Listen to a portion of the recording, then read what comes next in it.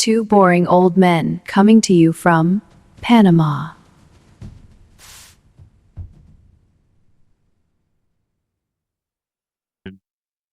We're on it. Yeah.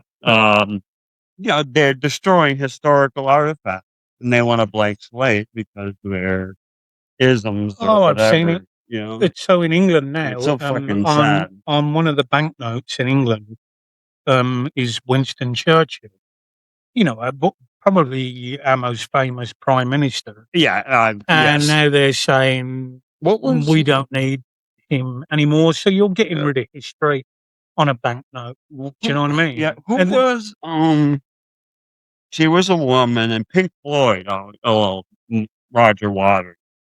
His dad died. So he had a real problem. Thatcher. Is she PM? Yeah, Margaret Thatcher. Yeah. So she's the second one I know. Yeah. Yeah, Thatcher was during the Falklands conflict.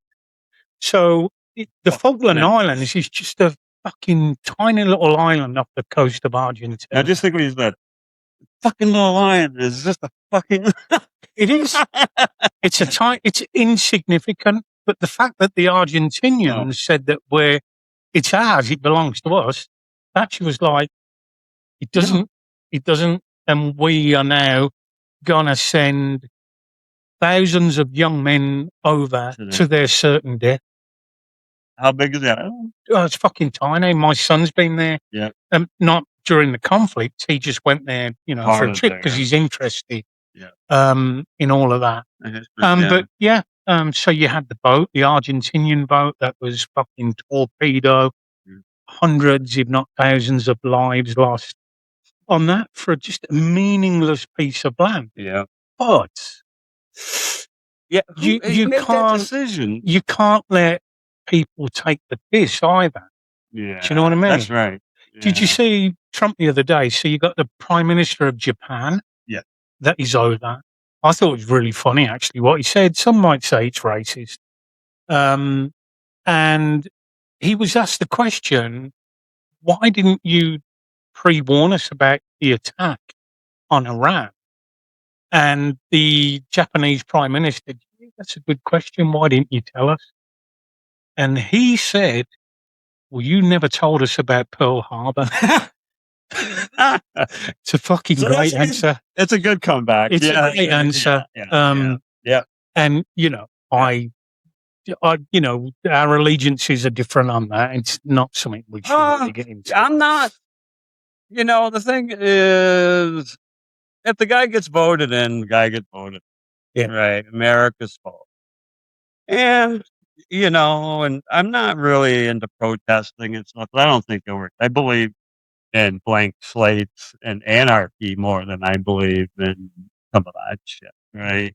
I mean, even some of the great writers and philosophers have said, if you're just going to level a government, but use the same language they use, you're going to come up with the same exact government in the end, because you think it's so simple, but then you get behind the scenes and you just end up using the same verbiage, which means you'll end up, Yeah, I don't know if you've ever watched the Prime Minister's Questions in England. It's like the Muppet Show. It really is.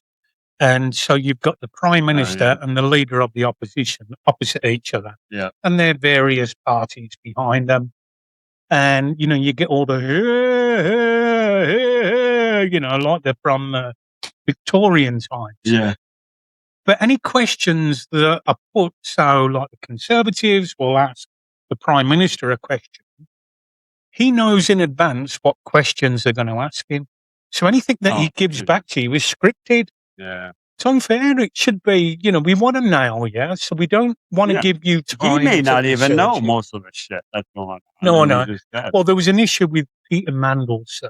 He was an MP, and he was hired by Keir Starmer. I know there's some crosswords. What do you call people in MPs? Yeah. Well, he was part of the Epstein ship. Yeah. And has since resigned, obviously. That's what they always do. And Keir Starmer was asked point blankly by the leader of the opposition, Conservative, female, I can't think of her name, and did not answer the question. Just started slagging off the Conservative Party for what they had done without answering the question. Basically asking him, "Did you know about his association with Jeffrey Epstein, the paedophile?" It goes off. And he would not answer it. He just completely changed. He was asked 3 times. And this is like appearing before Congress, where you Similar, you very have to, similar. I mean, I absolutely love when I watch. I'm subscribed to. I love when people go in front of Congress. It's brilliant. Frank Zappa went in front of Congress, Yeah. and he made this. He had a speech, and Lawless from fucking what was that heavy metal band, Wasp. So he was there. So he's all in leather. But then you have Frank Zappa, and to this day, you go to any turn and you'll find his speech printed. It was so. I mean, the guy was genius. Yeah, it was. Yeah. And the unfortunate thing is, I've been playing these games like, probably a couple of years after we got here. I've been playing for a couple of years, and I'm actually seeing me forget more common things I know. And it's kind of frightening in a way, because it's not like a happenstance. It's like I'm seeing more and more of that happening, and it's just common things I just saw just a moment ago or something, and it's fucking. I don't know. It can get scary. Like Chrissy the other day, she couldn't remember Luann's name. God, What's her name? And I said, "Who?" She went, "Next door to Bob and Betty." I said, "Luann." And she's like, "Fucking hell." I know, it's scary, and it's just, I mean, like sometimes, like I play a big group, and even just in that one afternoon, I'll hit 3 or 4 of them, and it's like I knew this guy. I went and saw this guy in concert, and from just can't yank it out. I know. Yeah. Fucking it's terrible. I was always good at trivia, and I had knowledge. Yeah. Well, There's there's an old trick, and there's a guy called Darren Brown, and Dan? Darren. Oh, yeah. And he does these stage shows. He's absolutely fantastic. He says, "I am not a psychic, and I think the whole world of psychic reading is a big con." Yep. And he's actually done shows where he's proved that it is. Of course. But he will then pick an audience member out just by throwing a frisbee with a blindfold on into the audience. Person will catch it, stand up. Yeah. He will actually tell them their fucking cell phone number just by talking to them. Wow. And he was bullied at school. Classic story, gay guy, bullied at school. And to win over the bullies, he started learning hypnotism, how to hypnotize people. And that's part of his stage show now. And it won him a lot of friends at school. So he was able to avoid the bullies. Yeah. Instead of getting a beating, they'd say, "Show me." Why does that always happen in high school? There's dickheads. It's just hormones are flying. Who's alpha? Who's beta? Well, that's what it is. You're fighting for a place, especially in seniors. It's like jail. Yeah. But you are like, so when you leave, we call them junior schools in England, and you're 11 now, and you have to go to high school. Oh my God! You've now got to go in a shower after sports, where you didn't have to when you was at junior school. And it's so that's a big like, room. what the fuck? Yeah, at my time, it was just a big room with showers, communal shower, and you're in there with kids your age, but some are more developed. My God, do you know what I mean? Well, when you're 9 years or in 9th grade to the 18th, some people are like LeBron James was already 7 foot, and all that. It's amazing, and you do. But why does it have to be so mean? I'm such a laid back guy. I just like, I know. So mean. Have you always been like that, though, even at school? Yeah. Yeah. See, I mean, but I would get in trouble. In fun, I would go to places that I shouldn't or do something I shouldn't. But it was all in fun and laugh, just and giggle. yeah, like with me, it was, and I don't know what I think because my friends outside of school was about 2 years younger than me. So you always felt, I'm the one that's got to say, hey, let's do this tonight. It was never them. It was always me coming up with the ideas. And if there was ever anybody in the group that said, oh, no, we can't do that, I said, come on, we can fucking do it. Like go into a school after hours. Yeah. Yeah. And I said, the doors will be open. Let's just have a walk around the school. Do you know what I mean? And, when you get into your sort of like 20s, you think, fuck, why did they do that? Yeah. My friend, what would have happened anyway if you were poor? He was my best friend. This was at the end of junior high, or we're in 8th grade. What age? 13, 14, Right. 12, 13, 14. And so during one class, he was a real relaxed guy. His keys are right there. So my friend took his keys and had everything copied. Came back with his keys back. He never noticed, and we had the keys to the school. Oh, wicked. So one night we dropped something, and and we're walking by our old school, and across the street is a store, and they had a bunch of watermelons in a big bin. They never drink. I mean, it's ridiculous. This is there. There's no traffic. It's like 2 o'clock in the morning, and we're like, oh, look at the watermelon. We need a night, and we're at the school. Like, oh, I got the keys.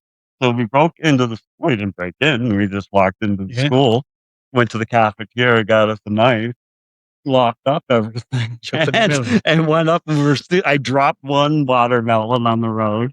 Had to go back for another. I had to go for another one, and we're sitting on the swings, cutting up, and dazed and confused, eating watermelon.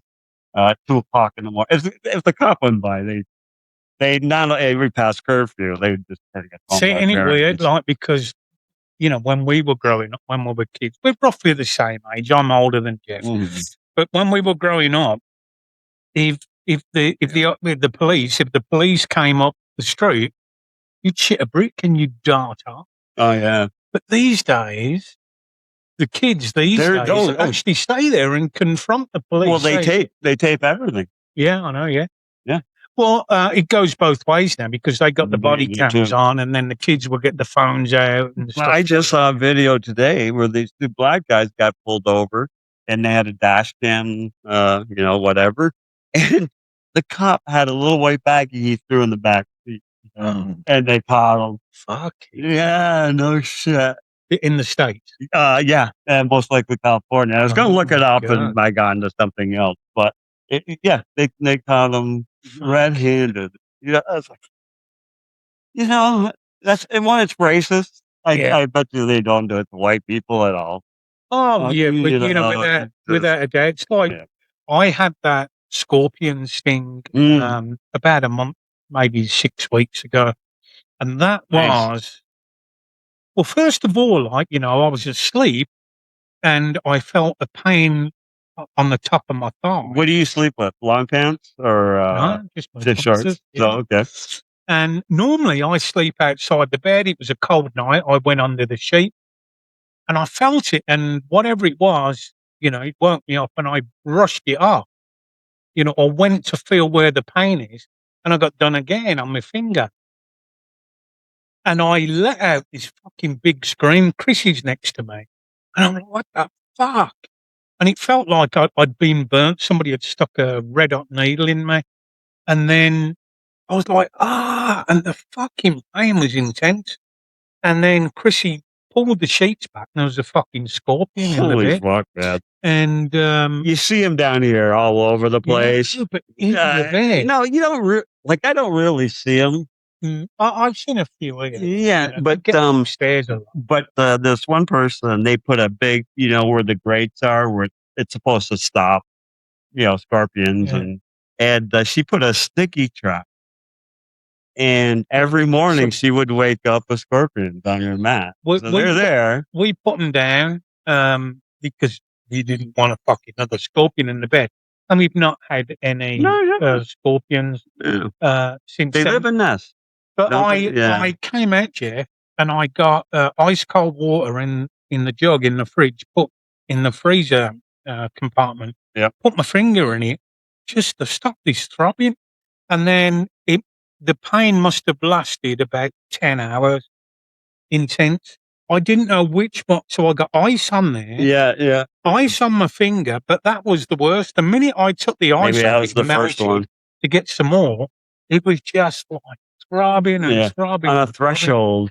Okay, so not a threshold. Oh, it's a threshold of pain and just, if I get a cut here, it's no big deal. If I get a cut on my foot, it's like part of it was the shock and reliving the moment. Yeah, and then you have to go to bed tonight. And what? Because it was about, I don't know, fucking 5 inches away from the undercarriage. So can you imagine getting stuck there? If I've got my finger in ice for 10 hours, I would have had to put, Mr. Pecorano in a tub of ice. They say that for a small some people sleep naked. I don't know, man. Well, practically I was. I just had a pair of boxer shorts on. But like I say, I normally sleep outside. I very rarely get in the covers out here in Panama. And we slept in there because Janet, my sister, had Ara. And after that happened, it must have been about 3 weeks before I got back in the covers. But, I went online, figured it out, and it basically said, don't let your blankets drape over the bed because they crawl up. That's how they get up. There's absolutely no way it could have got in if your blankets were tucked in. It can't climb up the metal things. No. I guess it could. Well, we if had it really metal, wanted to. Yeah, so it wouldn't. Yeah, if it really wanted to. But if you're going to make it easier for them, it's almost like saying, "Here's a Velcro fucking rack. Have fun that you can climb up." They love warmth, so they'll go in. They do. And that's what we learned. They love warmth. So this motherfucker came inside the bed, and I saw it 3 days after. I went back in there, and it was crawling out of the bathroom and heading toward the bed again. And I did what I wouldn't normally do. You don't want to do it, but I killed it. Yeah, everyone tells me to kill them. Yeah, I killed it. We had a trunk near our building, and it was a scorpion's nest. The woman told us. She goes, she planted some plants on that, but then she discovered. So we had this trunk with a beautiful cactus and flower, but the thing was just infested. Yeah, that's the thing. So I don't know why no one removed it, but I just didn't want to get stung again, So I thought, and people say, you can get a jar and put it in the jar, but fucking once bitten. Once it's probably like 2:00 in the morning. You don't want to do. So a lot of it was the psychological thing. It was plus he stung you. Yeah, screw you. Twice, but going back in there, I didn't get under the covers, and it was psychological. It really was. Even though I knew that the sheets are tucked in, you've killed it. You're supposed to look and shit for these things. By the time ratio doesn't happen, you fall asleep on the chair watching the telly, and all you want to do is just jump in the bed. And you don't want to have to roll the sheets back, lift the fucking pillows up. You're still in dreamland a little. Oh, no, and we're in the jungle. Yeah. Well, I ran into 2 bees nests at 2 different times. And what was up on number 8? It must have been an underground one, and it was the worst one. I had them all over me, and they were under my shirt, and so I'm waving my hand, getting out of there. And these bees are very small, and they have small stingers. So it's worse than a mosquito bite, but I'm not allergic. But it does I'd swat it for sure, but yeah. But when I lifted up my shirt, there was like 20 in my shirt. Just and I think they can only sting one. These guys, and I am just wiping myself, and I have stings all over, but it's no big deal. And got into the car, and we had our dog with Sue, Ruby, our dog, and me. And one was on my jeans, and it crawled on Ruby's paw and stung her. So we're driving, and she's like, and you're thinking, I saw the V. I'm like, holy fuck, they're still on me. So then I went through my jeans, and there were still a couple. How was Ruby after it? She liked it, but it's not. I don't think she considered that much pain. It was the initial yikes. And then the other time was funny, and Jennifer was on 6. We're on 6. It's a gully with a tree, Yeah, I know. and a flat. Yeah. And she hit it directly into the tree, and I could see her ball just sitting there. So we went around the other side to get to the green, and I walked down. Lo and behold, she hit a bee's nest. They were pissed before I even got there. I never could get the ball. I was going over to it, and all of a sudden, I mean, they're already pissed. I mean, she hit it with the ball. I'm running, like, they're about 10 feet above me. They don't see me. You walk the side hill, and you come out right where our carts are, and you see everything.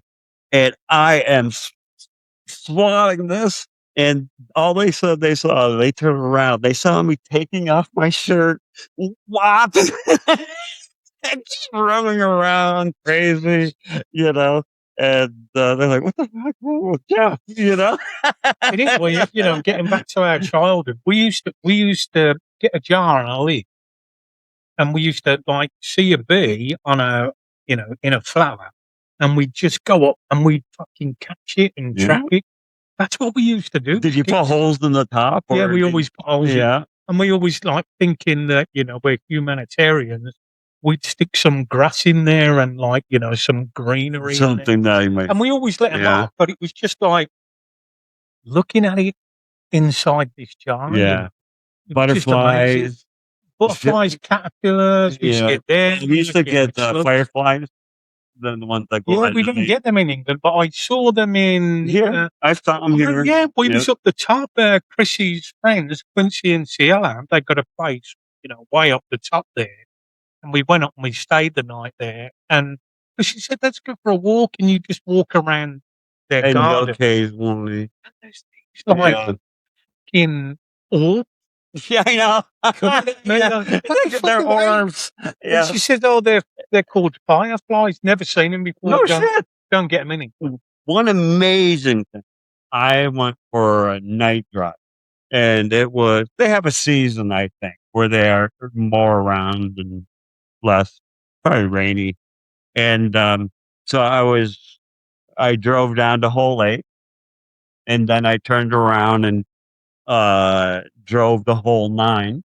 And Hole 9 has a huge, fairway with no. Once you get past the pond. Yeah. The dreaded pond. So you got all this nice mowed land. And lo and behold, all the fireflies must be a nest or whatever. They were just born. But they covered the lawn, and they were lighting up like a Christmas tree. In the daytime? Night. I took a night drive. You played golf? No, I was just taking a drive. Driving and we were at the canteen on the side of the road, and I stopped, and the whole ground was just lighting up with lights. So what is it that lights up? Is it a reflection of their eyes? I think it's called, they're a phosphorus emitting something. I think it's either phosphorus. I don't think it's potassium, but I think it's phosphorus based. And so the algae illuminating. I forgot the word the scientists use, but at night they have the glowing animals in the water. Are they stingrays? Yeah, I've seen underwater, fucking way down there, when you we see the sent glow. some probes there. Yeah, There are like fucking Light things that emitting. just like the the Alien movie Under the Water, that 1990s, maybe 80s movie.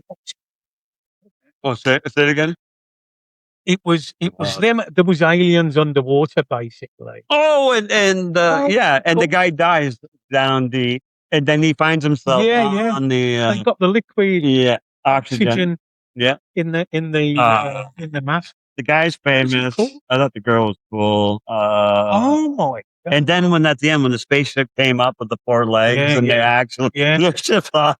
Well, some of the stuff that you saw in that, there is actual animals that glow under the under in the sea. dark depths of the ocean, because if they didn't have any light, they couldn't survive. So they must be more visual based than any other sensory, or else why would you keep? And I was going to ask, how come we didn't keep on? I would love a light on my head. I could just you would turn light on, especially here in Boquete, because the fucking power's always dropped. Do you know what I mean? You wouldn't be scrambling around for a flashlight. Yep. You just the first night we got here, and when Giacomo, our dog, got here, I took him for his last walk that night. Stupid me and naive. Didn't bring your flashlight, and I'm in the jungle. But you're that whole sled is barren. I mean, there are jaguars here, but more away from people, of course. Yeah, well, the ocelot has been. The ocelots are here, and coyotes and shit like that. But you're walking in complete darkness in the jungle. What feels like I just came from Boston. Yeah. Now I'm surrounded by patches of wilderness all over the place, and I'm like, oh my god, I'm kind of scared. I don't have any light. And so it was weird because I'm like, oh, come on, Chuck, let's just go inside. Next night I made sure I had a nice flashlight and could light up everything. Yeah. The first time Tom came here, he had the back bedroom there, and we said, one rule: just don't smoke in the house. Go outside and have a smoke. And he went out the back there, and he came running in. And he said, I was just sat down on the chair out there, and I felt something brush past me, and I looked down, and he said, it was like this fucking mad badger, but it didn't have to be an ocelot, or it was a Kodak. Or we have seen the possums. They're like giant. They look at. I remember when Canadian dad, he brought a big house at the top, and he had it all refurbed. And once all the roof was done, he had a lot of money. Yeah, he did, right? But they was eating through the cable. I think he had what do you call the things on a roof? Antenna. The sun. Solar panels. Solar panels, and underneath the solar panels, got like of course you gotta have. And they was eating all of them. And my sister had solar panels in Birmingham, where she lives. She doesn't live there anymore. She moved. And because there's a gap in the solar panels, they don't sit tight on the roof. So just like squirrel, pigeons. And when I went to stay in England, I always stayed at Jan's. I was in the back room every morning as the sun came up. That's all you could hear, these pigeons. And of course, like morning doves. Well, we call them flying rats. They're actually classed as birds. Well, funny. So we were at the Washington Street Mall. It's Washington Street, right in Boston. And it's a long street of stores. They call it kind of walking mall or whatever. I guess it is. So I was with friends, and we just came out of an alley, and we were talking and talking. I took a step off a curb, and I felt something squishy under my foot. And I'm taking a look back. It was a dead pigeon. I thought on a fucking dead pigeon. And people eat. Yeah. Hey man, you're hungry. You're dying. It's a delicacy. Obviously, you catch a breast usually like Trafalgar Square, right? Yeah. in Trafalgar Square, it's such a scam. You buy bird seed Yep. and you Oh. you hold a little tub, and they will land on your arms and eat the bird seed. These are filthy, fucking disgusting birds that will shit on you. And kill Oh you. God.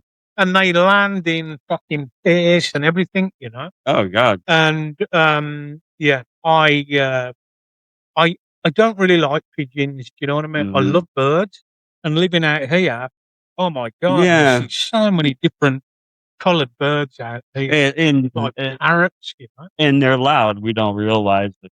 I had a Yeah. call with my mother one time, and she's like, "Wow, are you watching a bird channel?" I'm Yeah. like, "No, this is the Yeah. natural." That's what it is. And you Yeah. get used to it. I know. That's why You get I'm used to like, it. "Yeah, you're right." I was saying earlier, I wear hearing aids, and when I wake up in the morning, I don't put them on straight away because I like silence in the morning. True. But the thing is with me, with my partial deafness, I also get tinnitus every now and again. Right. So it's something Yeah, like I kind of. it's somebody like they're like knocking on a pipe. That's what it sounds like. And it's random. It's got no rhythm. But if I don't get tinnitus, all I hear in the morning is So that's what I hear. without hearing, that's the sound. That's what I hear. Wow. Or you can hear, but to I can frequency or something. I can. We'll get onto frequencies later. I've been reading about frequencies. I explained to Jeff earlier that my partial deafness, it's pretty much like sticking your fingers in your ears and talking. If Jeff spoke to me and, you know, or if I spoke to Jeff and Jeff put his fingers in his ears, that's what I hear without these little hearing aids. But yeah, so in the morning, I wake up and, you know, I just coffee and I just doodle about on the phone, go on Twitter, whatever. And then when it's time to put them on, you know, Chrissy said, "Hey, can you do this, that, and the other?" I can't hear a fucking word she's saying.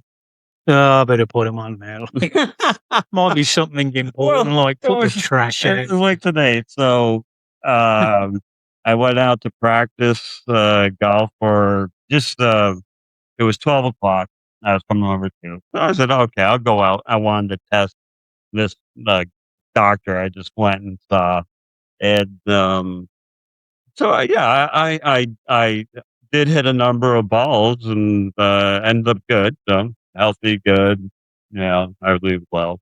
I went home to Sue. I had 25 minutes to get ready, and start coming over. And she's talking about dinner. I'm like, I have to take a shower. I have to get my shit together, and blah blah blah. And I only have 20. And then she's going on about dogs, cats, this, and I'm not getting it. I need to do this shit. Yeah, I'm racing her, literally racing her around, and she's in my way. I turn around and go this way. She's like, See, I can't. we're complaining about our explosive. Women in general. I can't, like most women, I cannot multitask. So if I'm focused on a project, say I'm on my laptop and I'm doing a video or whatnot, and I've got the cans on, because I have to listen to the spoken word from AI and also music so I can line things up with it. And, Chrissy might say something to me and And you got to put all the stuff on. So I'll take it off. I'll pause what I'm doing, so I know where I am. And what does she talk about? But it's something meaningless. I'm going to get potato chips. Something. Do you want specific potato chips? Yeah. Or I'm just going to do the laundry. Why are you telling me? I'll probably cut this out, by the way. I know. I have a good story. I mean, I was I just out of college, and it was my first job as a Raytheon, and we're doing this air traffic control system. And I have a pretty complex algorithm and piece of code that I have to guarantee is right because it's part of the safety algorithm that prevents planes from hitting each other or crashing into the ground. And So it took me 8 months to get it by FDA, the design, and all The the FDA. yeah, the FDA. Oh, I had to get in. that- That's another story. Um, so 8 months, Hang on, I'm 8 lost. months of designing this. You go through An various stages. algorithm. You have to run it by the FDA. Yes, this was called the minimum safe algorithm. So I get radar data, and I have to detect if this plane is going to hit the ground. And there's 3 levels of like Hang on. configure. Well, I'm thinking the Food and Drug Administration. Oh no, airplane. The FAA. Yep. Yeah, Yeah. yeah, Yep. yeah, yeah.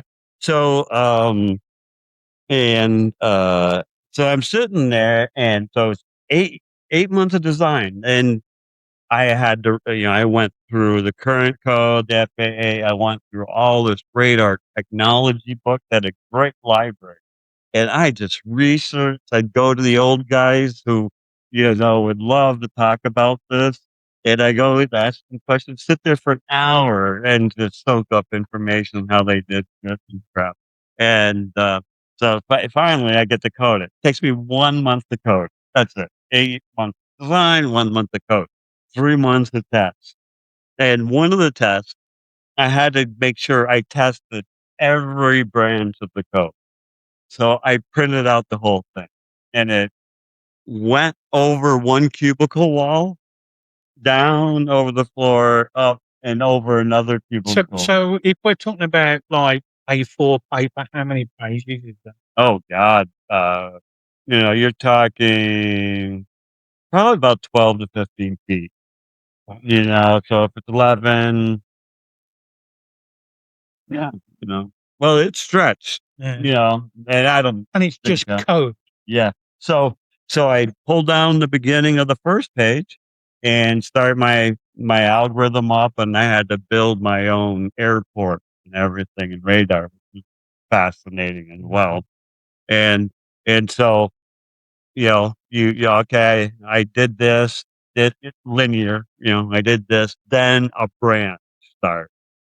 Okay, I have to test the true, the false, and I have to test the logic itself if I have that right. So now you go down these chains, and one guy from Microsoft defined complexity in the number of decisions your code has to make. And I think that's actually the same with life. I mean, if you're just all day inundated, if this, while this, do this, Yeah. you'll never get anything done. yeah. And so I think he's right on just an abstract scale. Yeah, the more divisions of code. I mean, if it was straight, it'd be easy, But then assembly, you'd have a jump back to create a while loop. So you'd say, okay, if something happens, jump to line 100. That's the beginning, and you go through again, then you jump back. Okay, I'm gonna get something to drink. Yeah, we're going to take a short break now. If you're listening on Spotify, this is a song that I just recently uploaded to YouTube. If you're watching on YouTube, you'll see the actual video.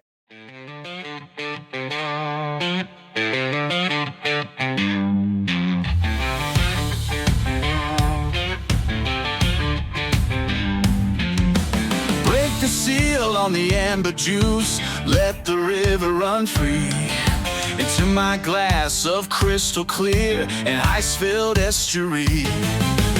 Moonshine whiskey on my tongue, swirling in a pool, traveling in the tunnel deep into the gut of a fool. Bartender sound seems concerned as my speech begins to slur, stuttering at vital times when mentioning the name of her. Down one more sweet whiskey until there's no room, drowning the sorrows of yesteryear, obliterating gloom. Yeah! One last shot of whiskey, Sam, just one last shot at hope. Moonshine whiskey in my veins, untying the hangman's rope. Welcome to my world, where the river runs so free. From a land of so much pain to one of fantasy. Bartender sound seems concerned as my speech begins to slur, stuttering at vital times when mentioning the name of her. Down one more sweet whiskey till there's no room, drowning the sorrows of yesteryear, obliterating gloom.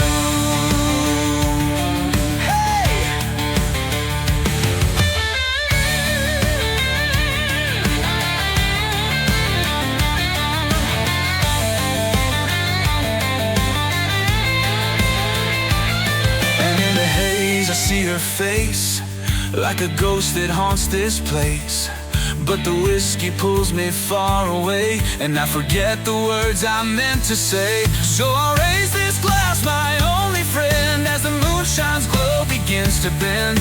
Let the river run wild and free, and drown this pain that won't let me be. Yeah. Moonshine whiskey in my soul, it's the only cure I know. In the land of broken dreams, where the river's always free. Hey! Moonshine whiskey set me free.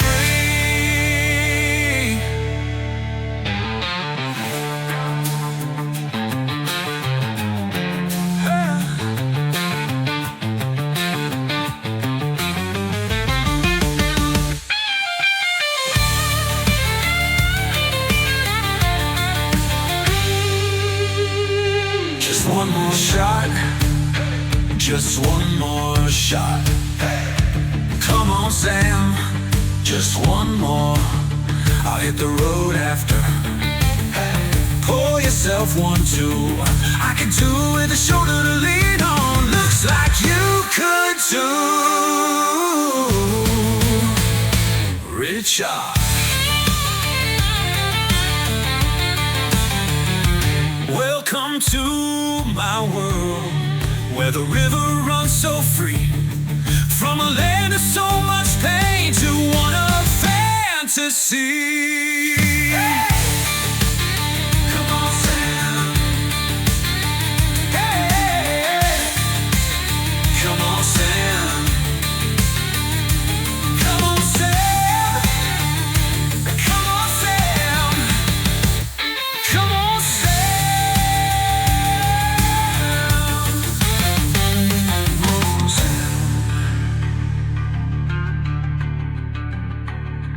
Just one more.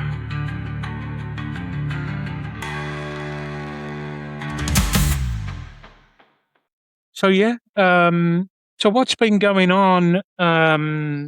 We've had a bit of a hiatus. The original, you can see that we've got new equipment. Yeah. The original console for the podcast, it broke, and then I had to wait to get this, and then we've had lots of stuff going on.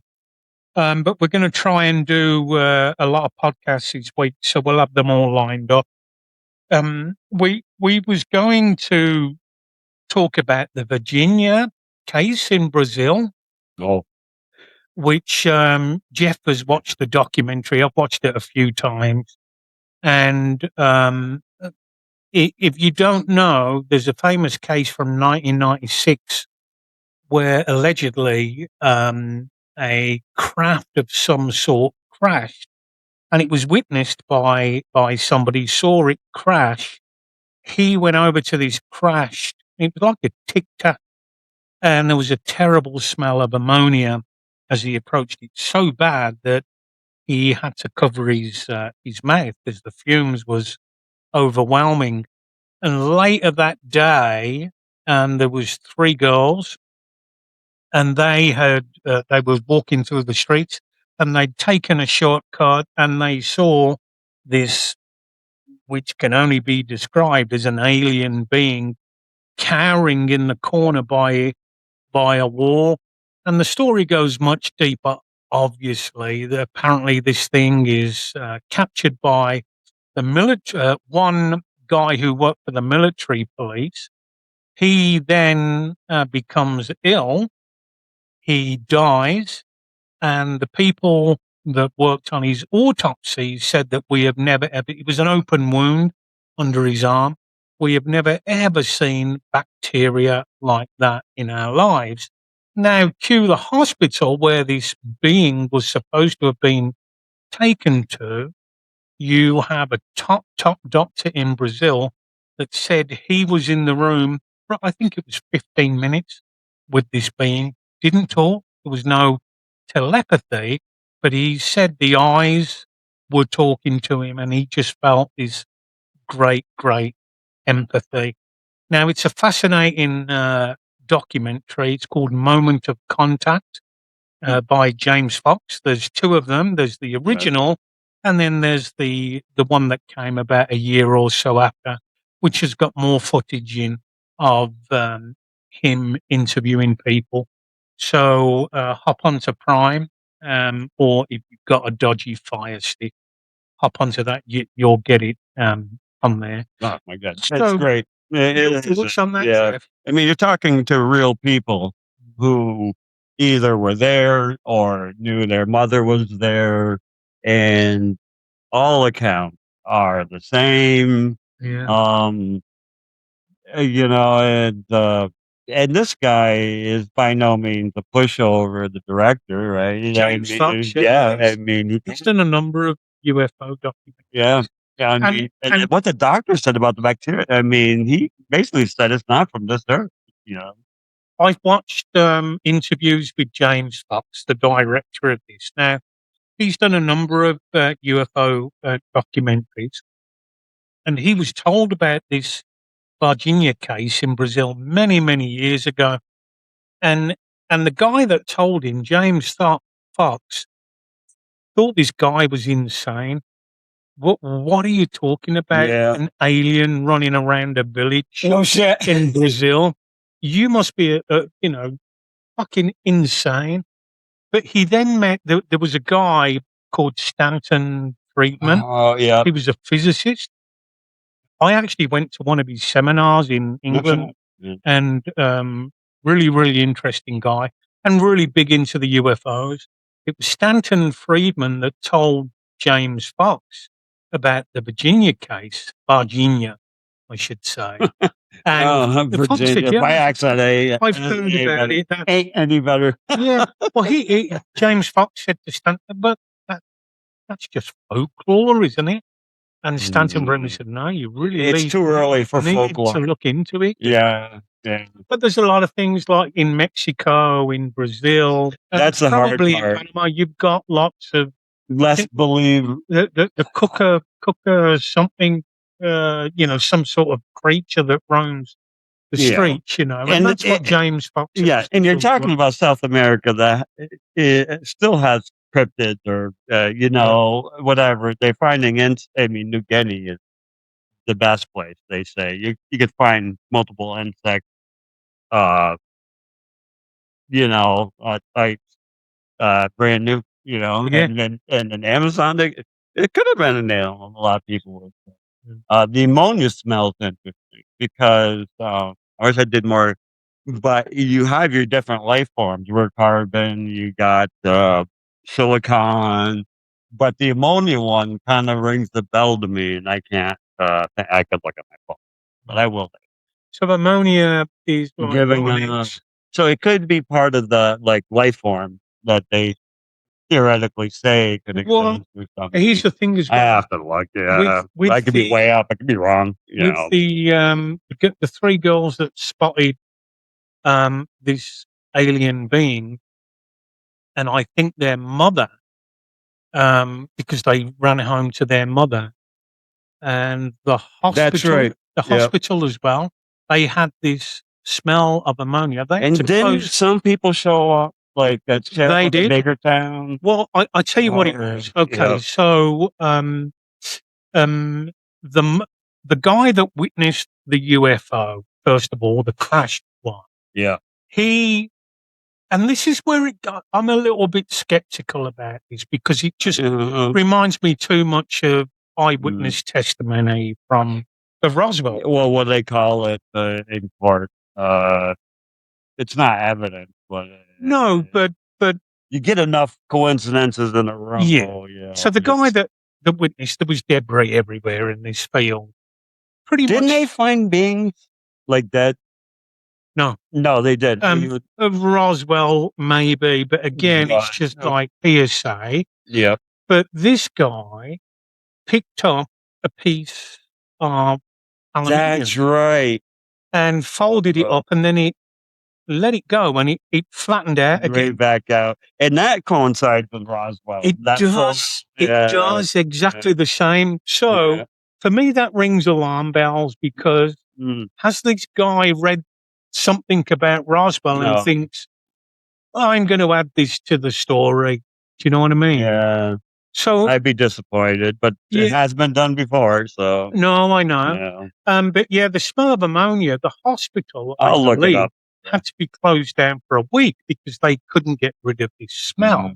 But by the way, officially, there was no alien in the hospital. It was a dwarf having treatment. That's right. That's what the government. That's what the government said. A dwarf. Oh my God. For what? Dwarfism? I know. the mother of the 3 children was approached by men in black. That was insane. Yeah. So 4 men went to see the mother, and her kids were, on TV explaining what they'd seen. And these 4 men in black said to the mother, tell your children that I think it was something, you saw something from a traveling circus, and we are prepared to give you money if they will say. Probably. No traveling circus. Probably. I mean, fairs at the parking lot. Yeah, but But and she refused. She says, "No, I'm not going to tell them to lie. What they saw, they saw." That's right. And again, they've stuck to their story. They're middle-aged women now, I would imagine, 1996. So, 30 years did they end up with any physical evidence from the examinations or something? I can't remember. No, not them, because they didn't touch it. But the one guy that's right. They went out looking for it. The military police, and saw this creature allegedly. And he grabbed it, he put a blanket around it, and then threw it in the back of a wagon. And this is where the Americans come in, because all of a sudden, without being told what was going on, the Americans were there. Yeah. They were fucking there. Yeah, they got down there. And they got boats all over the fucking place. I know. But they landed an aircraft in some airport close to Virginia, Varginha. And before you know it, eyewitnesses again said that they saw a box being carted out, loaded onto the plane, and the plane takes off, and apparently it was taken to Bright Pass. Can you spell the town? Or Varginha is Varginia, Varginha. Virginia. Yeah, no, because of my accent, it sounds like Virginia. No, I wouldn't even know. I'm sure there's a lot of weird shit going on in Virginia. It's in the US. I's are E. Yeah, so it's V. Virginia. Yeah. Virginia. When I first saw it, and being Spanish, I thought, well, maybe it's called Virginia, but it's that's the correct way is Varginha. Yeah. It's a fascinating documentary. And James Fox, the director, actually says it is the most convincing UFO story, alien story that has ever been announced to the public. But if you're the director of a movie, you're going to say that. Now, I like James. I think he's a really great guy, always comes across well, does his due diligence and everything. Yes. But sometimes, because he's got a passion about his subject. Yeah, he's energetic. Yeah, your passion sometimes can like blindside you from seeing certain elements of the truth. And one of my red flags is the aluminium. because exactly the same thing So he may have just said that. happened in Roswell. But the thing is what I like about it, there's no over exaggeration. I mean, if you're looking for exciting documentary to watch, it's not really that. It's not exciting. It's documentation after documentation. It is. And when they talk to him, yes, he's very energetic. But I've met people just like him. So I mean, Yeah. Well, because he wants to get to the bottom of it. yeah, he's onto He something. He wants to get to the truth, and there's certain people that in the documentary Moment of Contact, he's told where I believe it was the guy driving the vehicle that captured the creature, and he went to his house with the film crew, and the guy leant out of the window and basically said, "If you don't get off my land, I'm going to shoot you." Holy wow. Yeah. I mean, that's what it is. Yeah. Again, because of course people, would lose their jobs if they came out. The guy at the hospital, the doctor, That's right. Yeah. was a fucking brain surgeon. Yes. I mean, he was not a slacker by any means. No, he was a brain surgeon. And in the newer documentary of the two, the editor's cut, or the extended version, if you like, he actually breaks down in tears when he's recounting Yes. what happened. So Yeah, just think though. Yeah, I mean, human aspect of it. For is his, yeah, fantastic. that's right. I mean, you saw, and he was in his operating room or whatever, and in that instant, he knows everything he's ever known is kind of blown away. Yeah, he's probably not thinking like that. He's going to shock or something, right? But it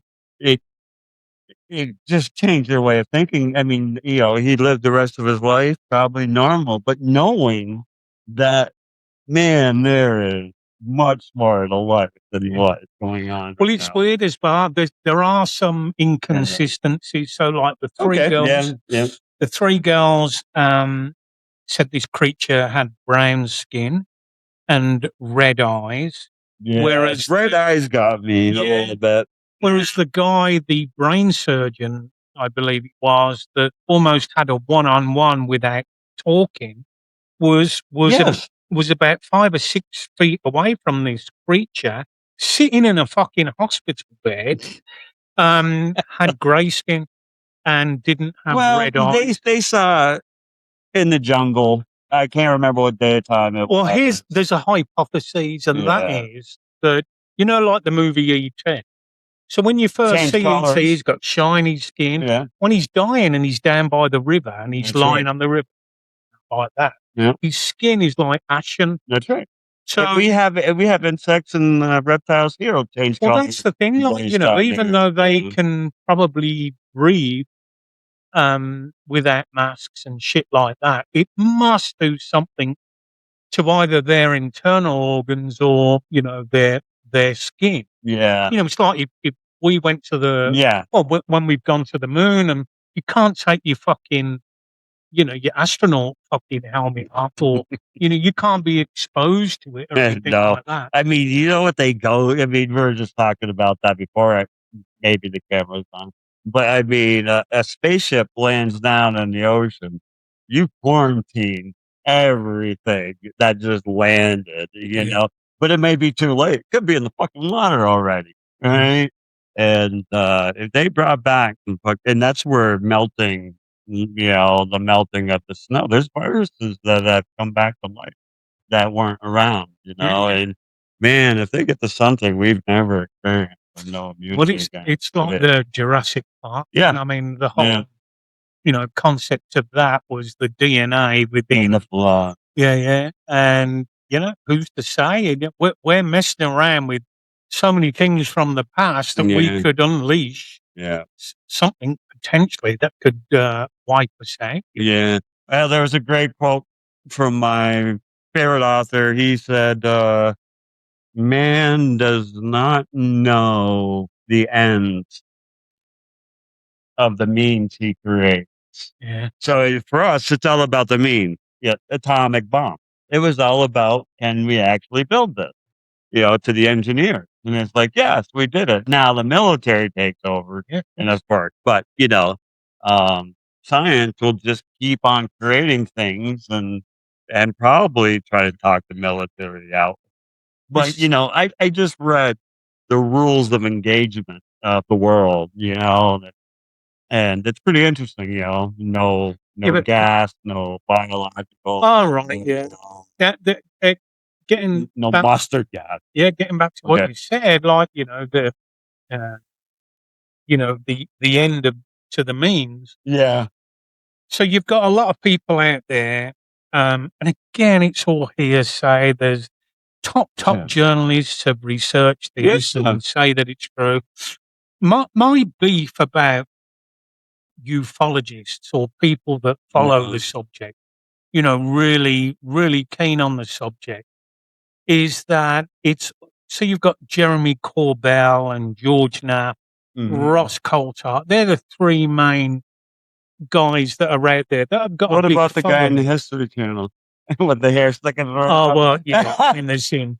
But these guys are your modern day ufologists, and they speak to whistleblowers, and they've actually had one on Now, this is that week. what it's Jeremy called? Corbell. Ufologist or UFO? Yeah, ufology. It's the study of Yeah, UFOs. because they included our bodies of water.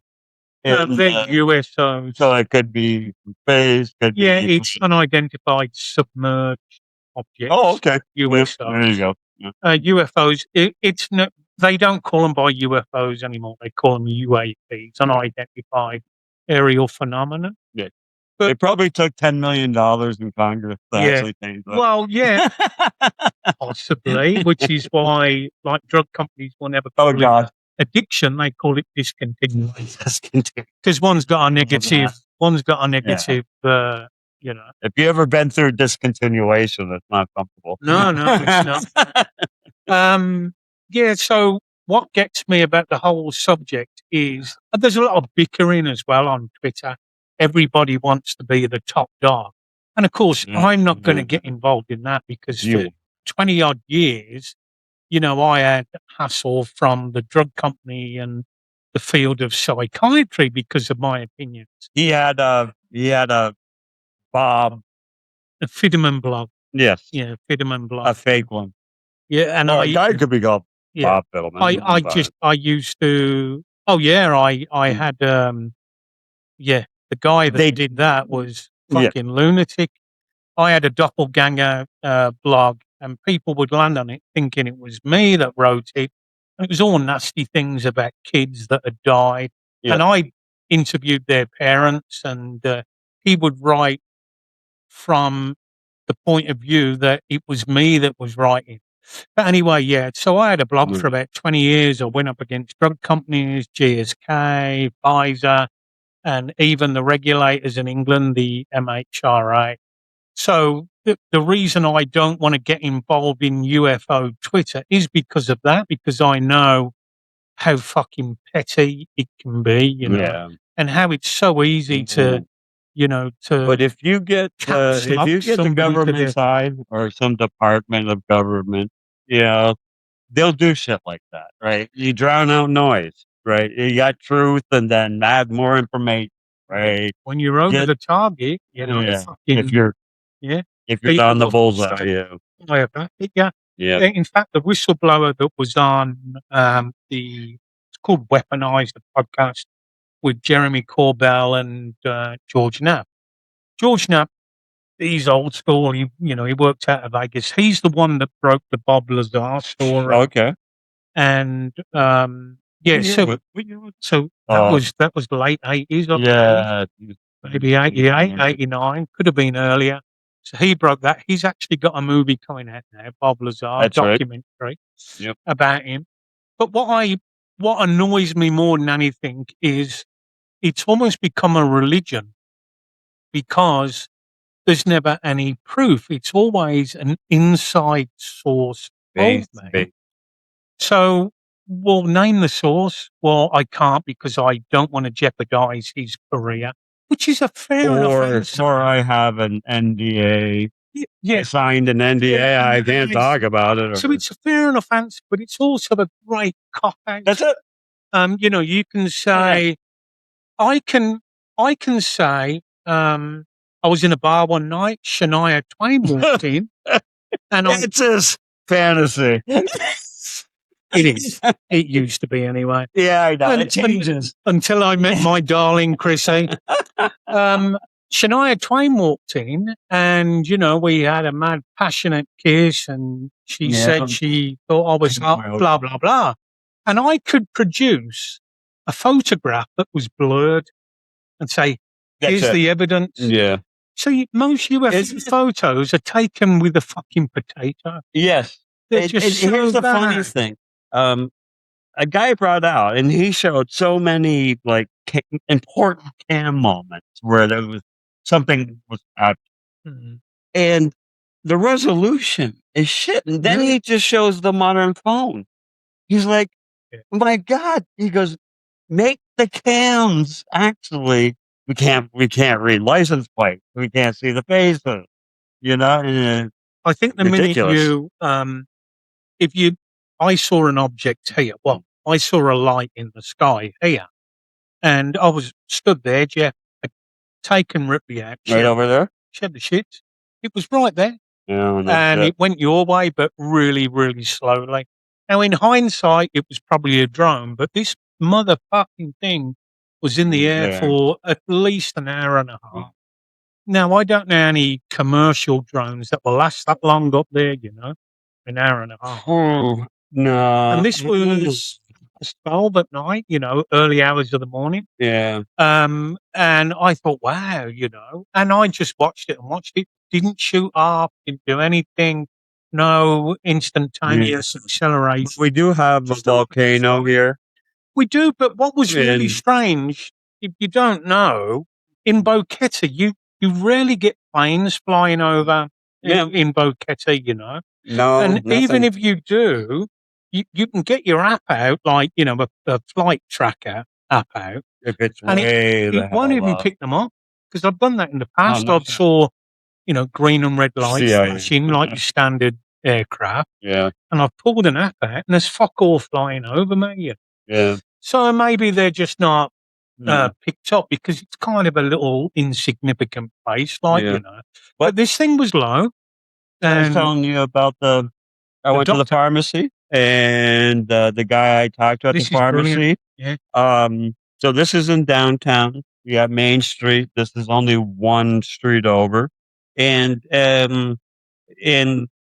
it's just the culture here. Once things open, everyone's out talking to each other up and down the street. Everyone knows. I mean, not me, but the Panamanians, and they know everybody who's working in the stores. Blah blah blah. He said that someone saw some weather balloons, and I guess it's common. He said they all went out and they were looking at the weather balloons.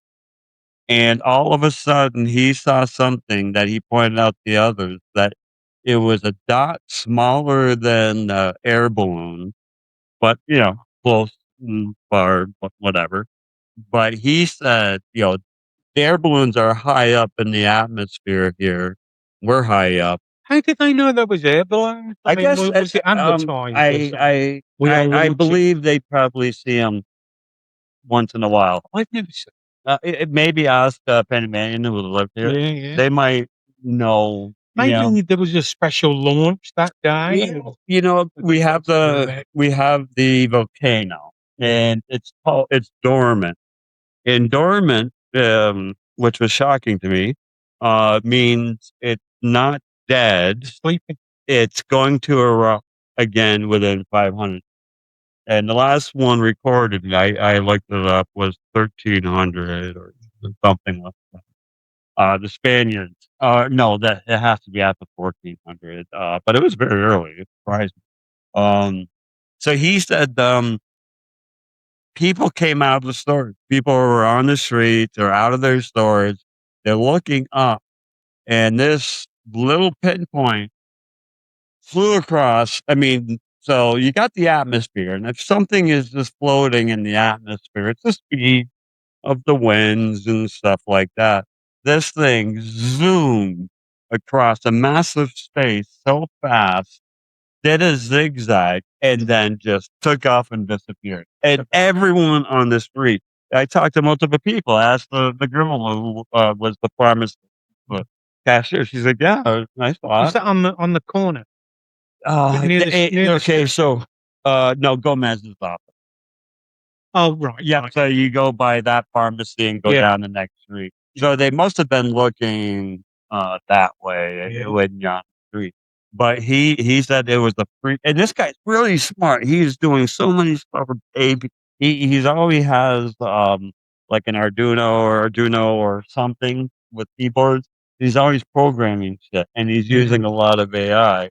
And this is a guy I consider pretty fucking smart, who got his education, and he knows a lot more than me. And for him to say it, I mean, he wants proof, and for him to say it meant a lot to me, you know. And then when he said the number of people who came out were watching it, you know, you could go up and down the street if you wanted to and ask them if they saw it. I'm going to put something. I'll probably make Yeah. a video short of this segment and put it on TikTok and put some Spanish subtitles. Oh, If nice. anybody else saw that, please get Oh, in touch, yes. with Please. us. Or seen anything else. Anything in particular in Boquete, because that's where we both live now. I have saw YouTube videos of UFOs over Panama City and Cherokee, but the ones that I've seen on YouTube anyway of Cherokee are just basically lights in the sky and shaky handheld Here, it's a lot more cameras. difficult. Yeah, I mean, if everyone, we're 6 hours away from Panama City. We're at an elevation. I can't remember. yeah, it's high. 3,500 meters Yeah, or it's high. something. And yeah, go ahead. Yeah, I mean, you would have thought that, you know, you don't get planes going over here. You know, No. if you do, We're in the middle of nowhere. they're I mean, certainly not on trackers. On clear nights here, not particularly where I live, because I sort of like live in a different.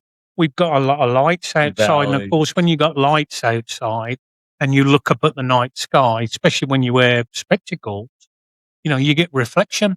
But there is a place where you can drive up. You know where the shed is, and you go up that ramp Yes. just before hole God. number 8. Yeah, and you're above it all almost. Yeah, when you get up there, you can see the whole of Boquete Oh, lit up. man. And when you look up at the night sky, it's fucking unbelievable. Yeah, that was one of the first things that amazed me. Yeah. You know, when I took Giacomo for a walk. Yeah. Oh my God, it was just, I It's swear I unbelievable. could see the whatever, the Milky Way, but Yeah, I yeah. don't know.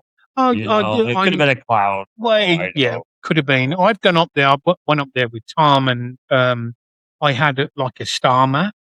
And of course, first thing I do, I look for the plough because the book thing, you know.